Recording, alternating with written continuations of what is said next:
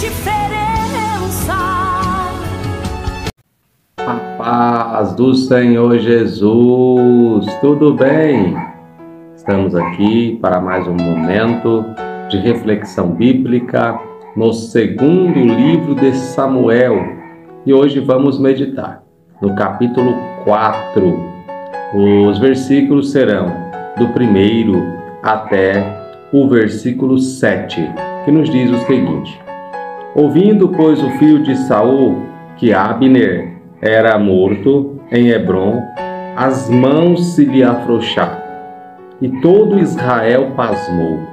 E tinha o filho de Saul 2 homens capitães de tropas, e era o nome de um Baaná e de outro Recabe, filhos de Rimon, o beerotita, dos filhos de Benjamim, porque também Beerote se reputava de Benjamim.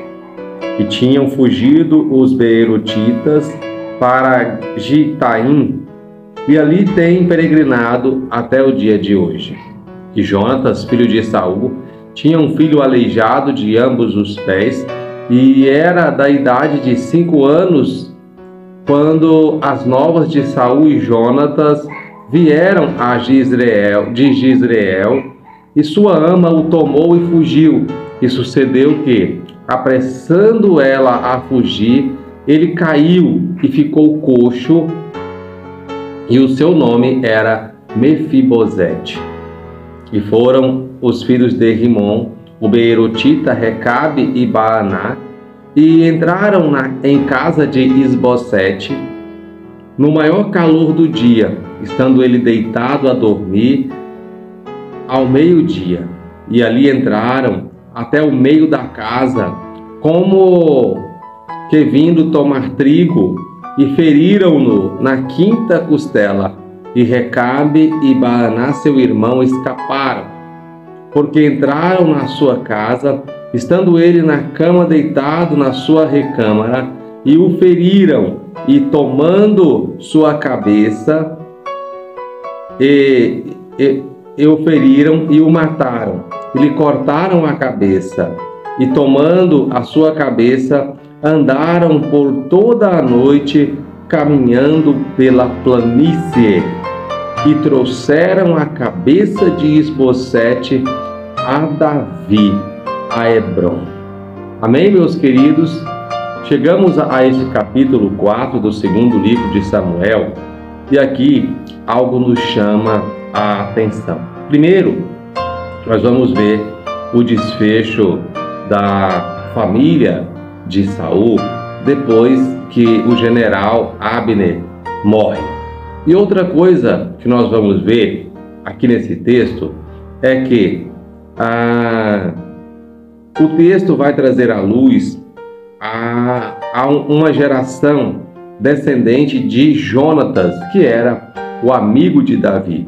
O texto vai contar a história do que aconteceu para que este tornasse-se aleijado, porque mais à frente nós vamos ver que Davi vai ter uma atitude para com este moço, com este descendente de Jonatas, seu amigo, conforme a promessa que este havia lhe feito quando ainda estava vivo.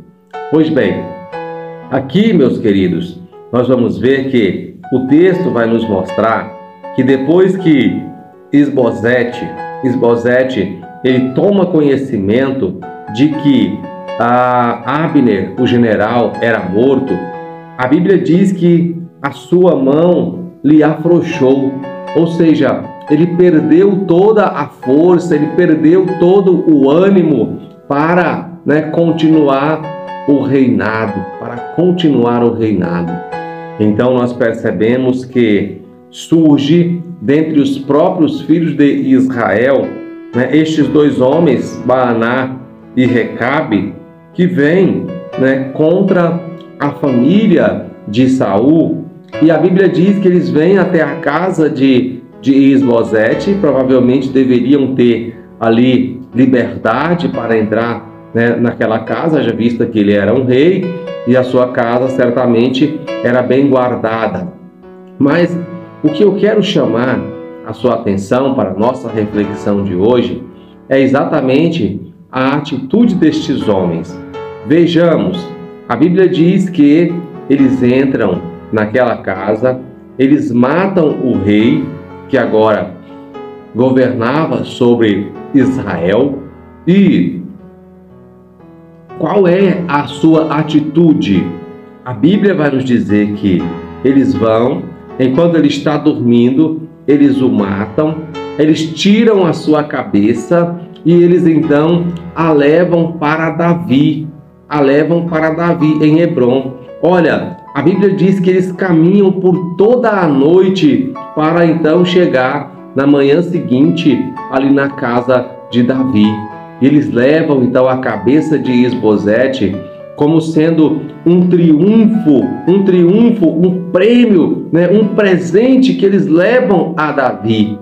Mas o que nós vamos perceber na reação de Davi demonstrava que Davi era um homem que tinha uma mentalidade diferente. Olha que interessante, isso vai nos ensinar algo importantíssimo. O que é que isso vai nos ensinar? Estes homens traiçoeiramente matam o rei de Israel. Eles pegam a sua cabeça, eles levam para Davi. Certamente eles estavam pensando assim: bom, como nós somos do povo de Israel, e a Bíblia diz que o povo de Israel vivia em guerra contra Davi por causa da liderança da família de Saul, então certamente eles pensaram: se eu levo para Davi a cabeça do rei de Israel, eu vou me fazer amigável com Davi. Mas o que a Bíblia vai nos mostrar aqui era que todas as pessoas que traziam ali as notícias das derrotas de Saul para Davi, elas não eram bem recebidas, porque Davi não tinha prazer na derrota da família de Saul. Era por isso que ele era um homem segundo o coração de Deus, porque Davi, ele não almejava crescer no ministério, não almejava crescer diante de Deus, vendo a derrota dos seus companheiros. Pelo contrário, ele próprio diz que quando Saul fosse sair do seu caminho, Deus é quem teria que tirá-lo, porque ele próprio não faria isso. Então, Davi enxergava a família de Saul como sendo uma família que havia sido levantada por Deus para o reinado e somente Deus poderia tirá-la. Então, meus queridos, nós temos que ter essa sabedoria, primeiro, de saber que não adianta nós querermos o mal das outras pessoas para, com uma atitude prejudicial à vida de alguém, nós querermos um benefício para com outra pessoa que tenha autoridade, que possa fazer alguma coisa por nós, porque ainda que nós alcancemos isso diante do homem, nós vamos perder créditos diante de Deus. O outro lado também é verdade. Nós não podemos aceitar que alguém traga para nós o fruto de uma maldade, o fruto de uma injustiça com alguém, como um prêmio, como um benefício para nós, porque isso será desagradável diante de Deus. Isso é o que nós vemos aqui, pois o texto um pouco mais à frente vai nos dizer, olha o que diz o versículo 12: E deu Davi ordem aos seus jovens que os matassem, e cortaram-lhes os pés e as mãos e os penduraram sobre o tanque de Hebrom. Davi mandou matar aqueles homens que mataram o rei de Israel. Por quê? Porque para Davi não era um triunfo. Para Davi aquilo não era um presente. Que nós possamos aprender, assim com a palavra de Deus, que a justiça, ela pertence a Deus, que é Deus quem opera a justiça a nosso favor, e não é ninguém que pode se colocar na condição de Deus para isso. Amém? Deus abençoe você, Deus abençoe a sua casa, a sua família, que em nome de Jesus você possa aprender com a palavra de Deus, assim como eu tenho aprendido. Obrigado pela sua companhia. Continue estudando a palavra, porque ela traz vida para o seu povo. Amém? Deus abençoe. Até a próxima.